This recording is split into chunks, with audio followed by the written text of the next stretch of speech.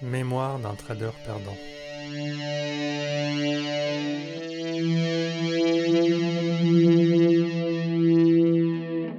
Bonjour et bienvenue dans ce nouveau podcast de Trading Psychologie. Vous êtes avec Martin. Aujourd'hui, je vais vous lire quelques mini-nouvelles que j'avais écrites il y a quelques mois pour exprimer un peu ce que peut être le quotidien d'un trader perdant. C'est parti, on commence. Abandonner le trading. Assis sur son canapé confortable, il regardait droit devant lui, dans le vide de son existence immédiate.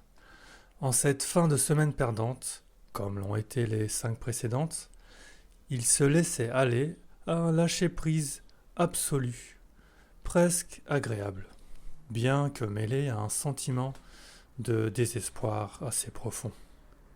Cela faisait maintenant des mois que l'écrasante majorité de ces semaines se terminait sur une lourde déception, celle de ne pas être à la hauteur et de ne pas avancer vers son cher espoir. L'espoir de devenir un trader gagnant et pouvoir vivre du trading. Peut-être fallait-il abandonner ce rêve fou et allant à l'encontre de trop de valeurs inculquées à son petit univers mental. Il voyait à ce moment précis se profiler la possibilité de tout laisser tomber.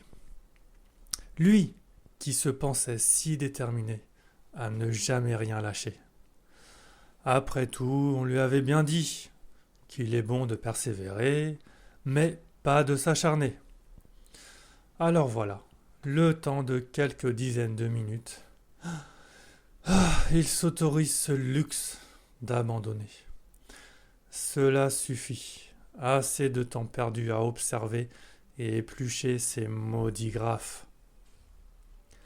Efforts et travail en trading. Mais non, pas question d'abandonner. Il a déjà tellement investi dans ce projet fou, tellement perdu et sacrifié qu'il ne peut plus reculer. Il doit donner, ou au moins essayer de donner un sens à tous ses efforts, même s'il doit en crever et s'y perdre éternellement. Alors on se remet au travail. On n'est que vendredi soir. Les marchés ferment, certes, mais il y a encore tout le samedi et le dimanche pour abattre un travail salvateur. On n'est pas complètement sûr de son efficacité, quoique Tom Baldwin dit que les traders perdants ne travaillent pas assez dur, non ? Mais au moins, on aura mérité de la reconnaissance pour la peine qu'on s'inflige. Voyons voir tous ces graphes de la semaine passée. Avec les annotations soigneusement rédigées, ressortons toutes les captures d'écran prises goulûment, tel un entomologiste collectionnant ses spécimens de mouches. Méditons face à ces statistiques, plus ou moins sensées, rassemblées au prix d'un travail de fourmi chaque jour, fatigué ou pas de la semaine passée. De la journée passée surtout. C'est alors que, croulant sous cette somme de tâches, pouvant s'accumuler indéfiniment, il se sentit comme Sisyphe. Il se rappela ce personnage grec mythique. Il était condamné à pousser une pierre jusqu'au sommet d'une montagne pour la voir ensuite dégringoler tout en bas, puis devoir recommencer éternellement. Heureusement, la beauté d'une configuration graphique qu'il a sous les yeux à l'écran le délivre de cette pensée trop philosophique. Comment avait-il pu manquer cette opportunité ce mardi-là ? L'indice allemand avait alors explosé à la hausse, sans aucun signe de faiblesse, comme il le fait si bien. Mais notre Sisyphe du trading était inhibé, comme paralysé. Ces 2 pertes conséquentes d'affilée, dues à un stop touché la veille, y étaient peut-être pour quelque chose. Chérie, on sort avec ton fils. On t'attend en bas pour que tu nous amènes au parc. Il fait très beau. Mais comment peuvent-ils être aussi désinvoltes face à la noble et dure tâche que je m'impose, se disait-il intérieurement, choqué d'avoir été aussi inopinément expulsé de son monde intérieur. Non, je dois travailler tout le week-end.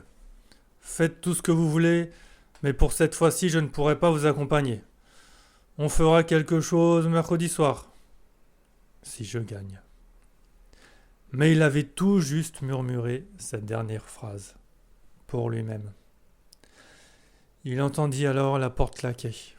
Sa femme n'avait rien dit, mais il savait parfaitement ce qu'elle pensait.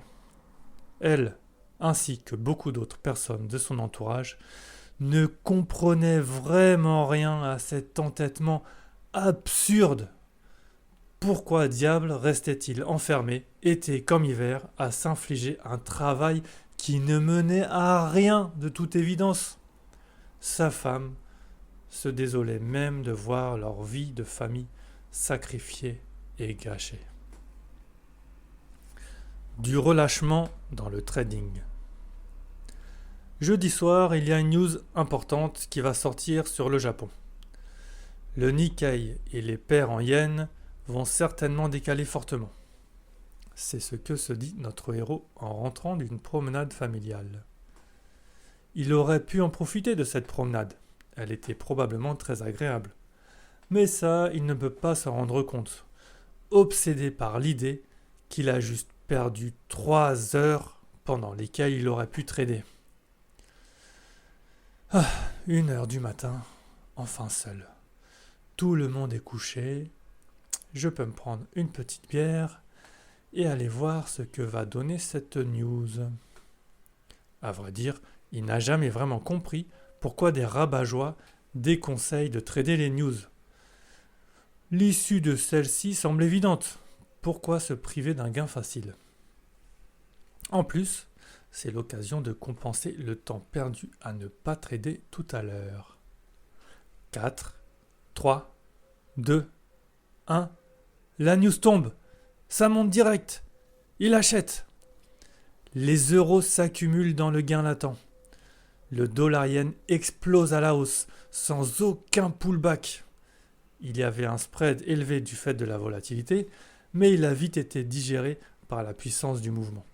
67 euros de gain latent. Ouh, il encaisse. Il a vraiment bien fait de mettre le paquet en termes de taille de position. Voilà, en un seul trade, il a effacé toutes les pertes, les petites pertes des 20 trades de la semaine dernière. C'est sûr, il recommencera à la prochaine occasion. Là, il tient sûrement une méthode que personne n'a repérée, et surtout pas ceux qui déconseillent de trader les news. La colère du trader.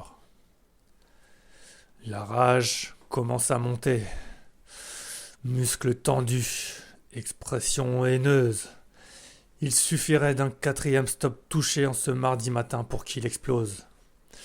Non, il ne va pas encore aller toucher mon stop. Et allez, vas-y, sale bâtard. De toute façon, je n'attends plus rien d'autre que ça de ta part.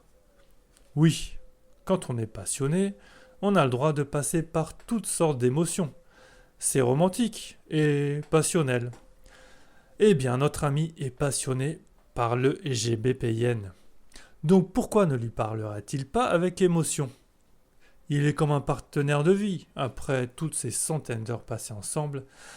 Ah, il m'a encore eu. J'en ai marre de ce p***. Il n'a pas envie de se payer un nouvel écran, donc il se reporte sur le massacre de sa souris qu'il balance contre le mur de toute sa rage. Un peu effrayant comme réaction, non? Mais ça lui arrive une fois par semaine environ. Il ne peut plus contenir la colère qui monte en lui au fur et à mesure que le marché refuse encore et toujours de lui fournir ce qu'il exige. En fait, il se rend compte qu'il a développé une haine contre ces marchés qu'il ne peut pas contrôler. Il a passé tellement de temps à perfectionner son analyse technique. Il devrait donc pouvoir la dominer intégralement, cette fichue paire du Forex. Mais non, cette espèce de créature informe refuse de se laisser dominer. Elle le met face à son impuissance de simple être humain, et ça le met hors de lui. Parfois, cependant, épuisé par cette colère intense, il devient doux comme un agneau. Il en vient à supplier l'actif financier de bien vouloir prendre pitié de lui et lui accorder enfin un petit trade gagnant, s'il te plaît. Peur et témérité en trading. Ce matin, c'est encore avec la peur au ventre qu'il attend que les graphes de l'euro-dollar s'affichent sur son écran. Il vient de démarrer son logiciel de trading. Ce rituel, qui le remplissait d'excitation par le passé, le fait maintenant entrer dans un état de légère angoisse latente. Est-ce que la paire de Forex va encore le faire souffrir aujourd'hui? Va-t-elle lui confisquer quelques euros supplémentaires? Ou va-t-elle le narguer avec un mouvement impulsif qu'il n'aura pas réussi à saisir? Le laissant seul avec sa frustration et son incompréhension des marchés, car il doit bien se rendre à l'évidence. Mais bon, reprenons le pattern des champions. Il fait sagement son analyse, comme on lui a dit de faire pour gagner. Il a placé ses niveaux, préparé les 2 scénarios possibles pour la matinée, et ses alertes sont prêtes à le prévenir dès que le prix sort de la zone qu'il a précisément délimitée. Alerte déclenchée. Alerte déclenchée. La voix robotique de son logiciel le fait sortir de sa torpeur. Elle ne va pas s'arrêter tant qu'il ne réagit pas. Alerte déclenchée. Alerte déclenchée. L'appelant d'un ton autoritaire à agir et à prouver qu'il a quelque chose dans le ventre. Mais non, justement, il n'a plus rien. Il devrait être content qu'une opportunité se dessine, mais il était trop bien à attendre pendant que le marché ne faisait rien. Au moins, quand il n'y a pas d'opportunité, il n'y a rien à faire. Et en ne faisant rien, il a la garantie ultime de ne pas perdre en trading. Et bien voilà, il a trouvé la méthode miracle pour ne plus avoir un seul trade perdant. En attendant, l'opportunité est bien réelle. Et elle se dessine correspondant au plan de trading soigneusement rédigé. C'est le moment d'entrer, maintenant. Mais est-ce qu'il a bien tout regardé? Il y a certainement un élément qu'il n'a pas vu et qui rend le trade dangereux.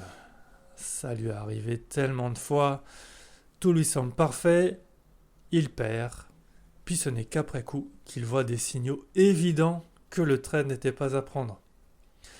Il scrute alors aussi vite qu'il peut toutes les unités de temps, à la recherche de ce signe forcément existant qui va lui prouver qu'il fait bien de ne rien faire. Mais voilà, en attendant, l'euro-dollar casse des résistances records sans lui, encore une fois.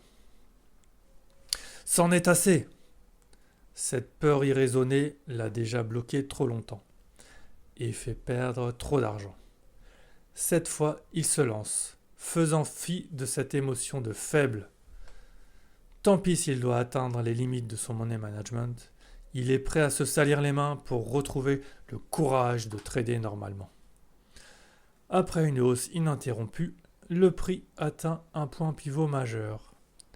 Cette configuration ne correspond pas à tous les éléments exigés par son plan de trading. Mais après ces semaines de torpeur, il veut de l'action, et bien viril. Alors il vend à ce niveau et se fait stopper. Ce n'est pas grave, on ne fait pas d'omelette sans casser des œufs. Sans casser des stops.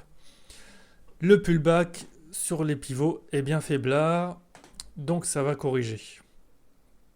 Deuxième vente du même niveau, encore stoppé. Bon, son expérience et la relative maturité de sa psychologie lui permettent de prendre un peu de recul et de faire une pause après ces 2 pertes d'affilée. Heureusement. Après être parti 20 minutes se prendre une petite collation en 7 heures du goûter, notre guerrier des marchés est de retour, bien décidé à arracher de force un trade gagnant à cette paire de devises. Il aura fallu encore 4 trades pris frénétiquement dans l'aveuglement d'une surexcitation. Il ne pouvait plus s'arrêter, commandé par une force irrésistible lui enjoignant de prendre un trade à tout prix. Encore et encore, tant qu'il ne gagnait pas quelque chose.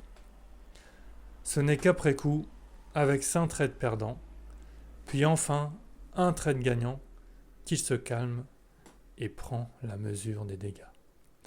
Il n'est pas content de lui et se sent penaud.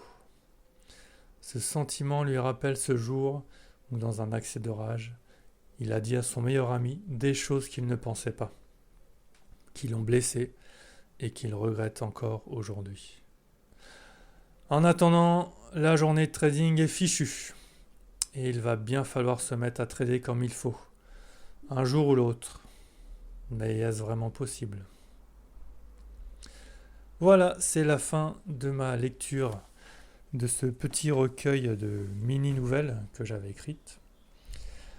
Si ça vous a plu, si ça vous a intéressé, je vous invite à partager cette lecture, à laisser un like, à faire une action positive. Et si vous ne me connaissez pas encore, je suis Martin du blog Trading et Psychologie. Vous pouvez aller visiter mon blog tradingetpsychologie.com. Voilà, merci pour votre écoute et à bientôt.